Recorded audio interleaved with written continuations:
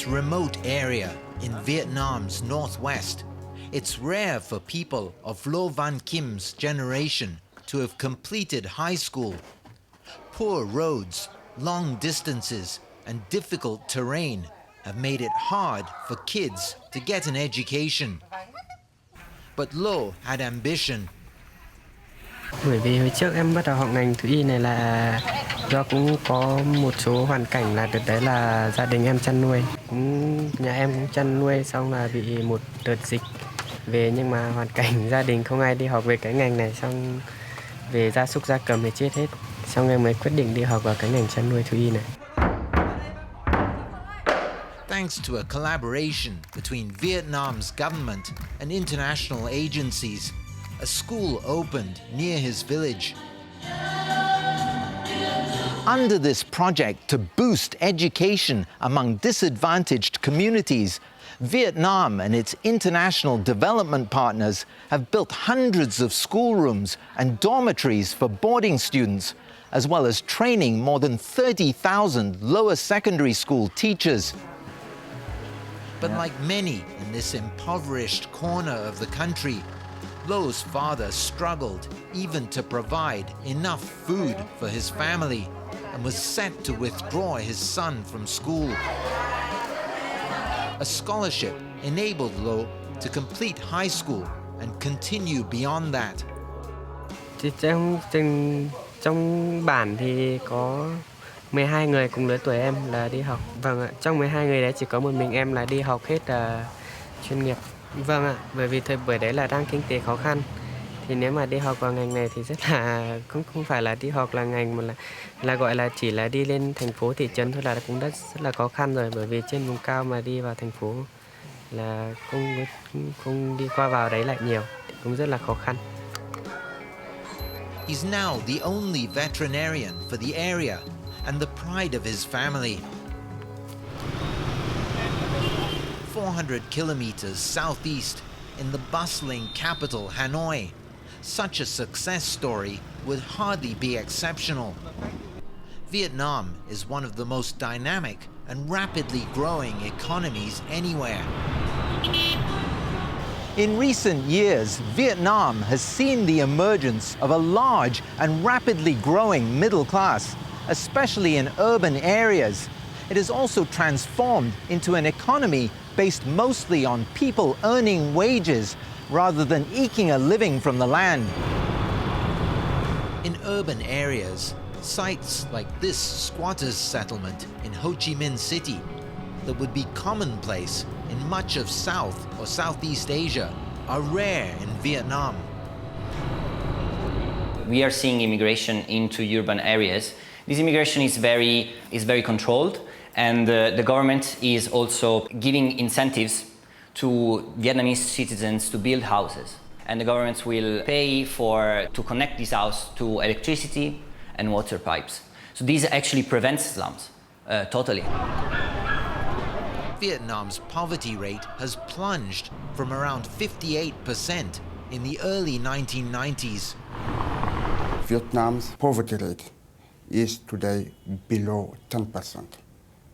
And extreme poverty has fallen to less than 3% from international standards.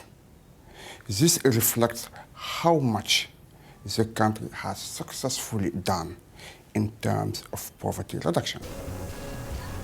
Though not as fast as in urban areas, rural incomes have also been rising sharply. Analysts say that following the major land reform program launched in the late 1980s, the income gap between urban and rural people is no longer a serious concern. Instead, there is another sharp divide that is proving hard to overcome in this multi-ethnic country. The current issue of poverty in Vietnam is much more a divide between ethnic minorities and the majority of the Kin and Hoa people than really an interface of poverty between the rural and the urban. Some 45% of people from the country's more than 50 ethnic minority groups are considered poor. That compares to just 3% from the Kin majority.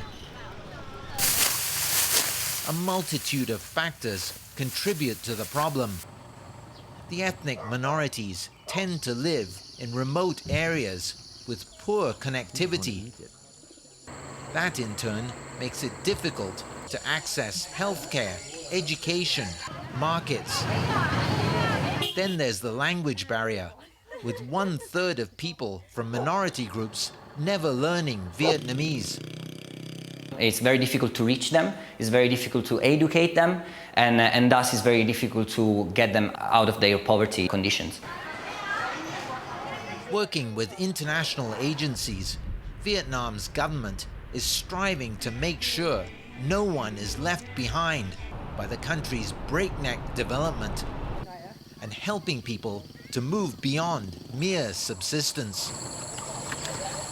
In Vietnam, it's very important. If you want to convince the people, you must create a pilot project and invite the people to visit.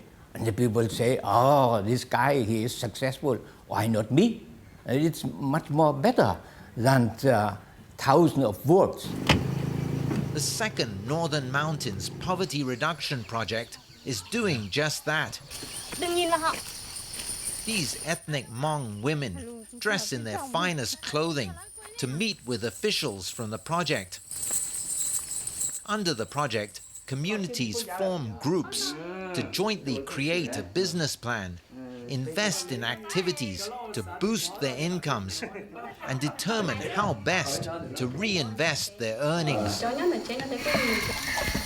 With international funding, the Poverty Reduction Program provides the groups with initial seed capital, guidance, and training. It encourages people in impoverished communities to diversify their incomes by, for instance, rearing livestock or growing alternative crops. The project has also built new roads and bridges, improved access to clean water, and helped link smallholders to buyers for their goods. The people in this village may live in simple wooden houses with zinc roofs and dirt floors, but their lives are vastly improved from years past. Thì trước đây đời sống của đồng bào ở đây là cũng rất là nghèo. Nhà thì toàn là nhà vách nứa. Thế còn cái tính cần cù của đồng bào thì là cần cù lao động. Thế và sau đó thì khi có đường thông thì đồng bào cũng đã tự nâng mình, tự kiếm sống. Có đường đi lại thì đã sắm được xe máy để đường phương tiện đi lại. Và đã xây dựng cái cuộc sống được cải thiện thêm một tí. Nhà ở cũng đã được khang trang. Mother of two, Vang Thi So, says that before the Poverty Reduction Project, people here often used to go hungry. Lúc đó thì cũng không có đường nữa, đường thì cũng chưa có và cũng đi đâu cũng không tiện lắm, đi cũng khó khăn và cũng vì dân bản này cũng khổ vì chưa có kinh nghiệm làm cái ăn cái đi làm đi đấy thì cũng bây giờ là cũng đang trồng ngô trồng lúa như thế thôi ạ, chăn bò hay là thế thôi. Trồng cỏ vôi này, trồng cho lợn, cho bò thế ạ. Taking a big step away from poverty. So it's not just about measurement of how much income you make in any particular year, but is, you know, what is your quality of life and what is the expectation that the next generation will have an improved quality of life, including through education and healthcare services.